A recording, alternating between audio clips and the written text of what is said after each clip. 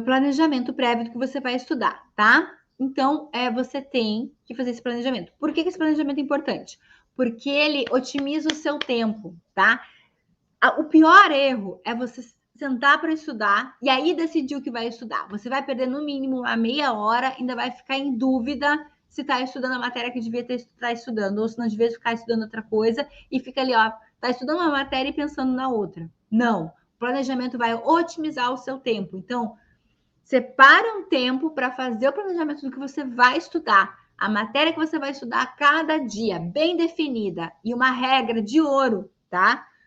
Uma vez decidido o que você vai estudar, uma vez planejado, uma vez tomada a decisão, está decidido, não é redecidido de novo. Não se permita alterar o que você planejou. Se você decidiu que na segunda-feira, que eu botei o exemplo aqui, você vai estudar processo civil e tributário, processo civil de manhã e tributário depois do trabalho, você não vai acordar na segunda-feira, vou começar por tributário ao invés de processo civil. Não se permita fazer isso. Não se permita mudar de decisão quanto ao que você vai estudar planejado anteriormente, tá? Torne isso uma regra. E aqui 2 princípios de um horário de estudos que aprova.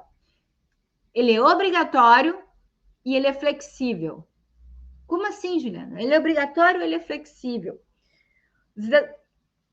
Deram uma olhadinha aqui no horário que eu botei aqui nos slides, tá? Eu não botei, não tapei o horário aqui da pessoa. Ela tem horários ali livres para fazer outras coisas, para fazer outras atividades, para compensar em virtude de algum dia, né, que tenha que fazer algum compromisso, tem um compromisso ali no horário do estudo, para flexibilizar, tá? Ele é obrigatório no sentido que se eu determinei que processo civil é segunda-feira de manhã, é processo civil segunda-feira de manhã. Não é para acordar de mau humor e decidir que vai estudar outra coisa. Não, tá? Então, ele é obrigatório.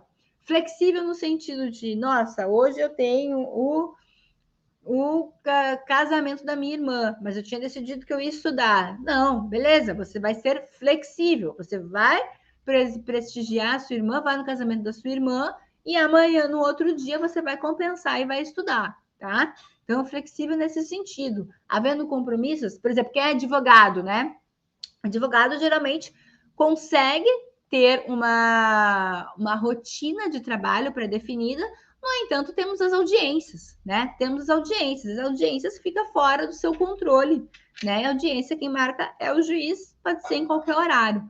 Então, por isso, são coisas que você não pode prever. Então, seja flexível nesse sentido. Se um dia você tiver que fazer audiência no horário que você tinha estipulado de estudar, no outro dia você vai compensar, tá? Terceira técnica Pomodoro, tá? Por que a técnica Pomodoro vai te dar mais tempo de estudar?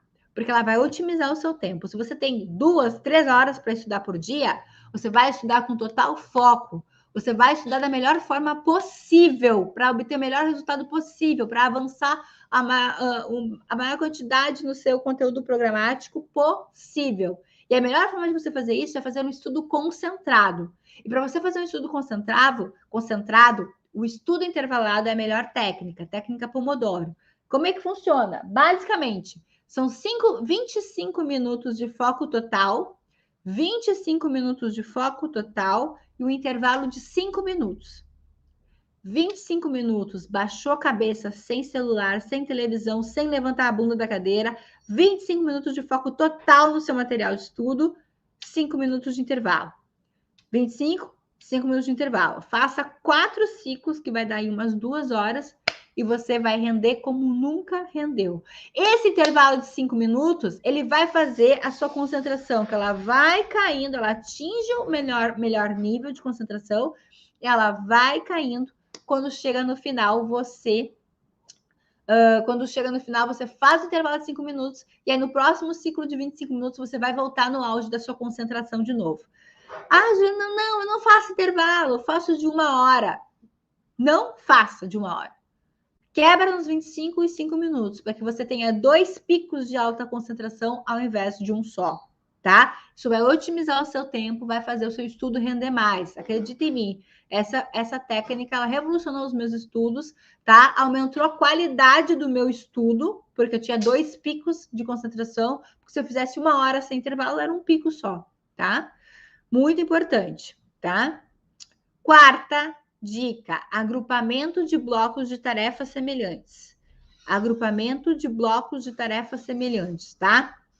Isso aqui se aplica mais para sua agrupamento de blocos de tarefas semelhantes. Isso aqui você vai aplicar mais para suas demais tarefas, né, no seu trabalho, para suas demais tarefas no seu dia a dia. O que é agrupamento de tarefas semelhantes? Vou dar um exemplo bem básico, tá? No seu trabalho, quantas vezes por dia você abre o seu e-mail para responder e-mail, para enviar e-mail, né? Geralmente as pessoas fazem isso o dia inteiro. Ficam ali com o WhatsApp aberto, e-mail aberto, é o tempo todo trabalhando pela demanda dos outros, respondendo aos outros, sendo a agenda dos outros, tá? Quem não tem agenda, vira a agenda dos outros. Se você se dispõe a responder prontamente, né, tudo que te mando na hora que te mando, significa que você está respondendo no horário da pessoa e não no seu horário. Então, agrupe tarefas semelhantes. Você tem uma série de e-mails, para ler, tá? Leia eles nos momentos. Dependendo do seu trabalho, é possível que você faça uma vez por dia. Dependendo do seu trabalho, você tem que acessar o seu e-mail mais vezes por dia. Então, estabeleça 2 blocos, um no início do trabalho, um no meio da tarde, tá? Mas entre esses horários, não fique repetindo essa tarefa em tempos, né, espaçados. Não. Agrupe tarefas semelhantes para que elas sejam executadas de uma forma só,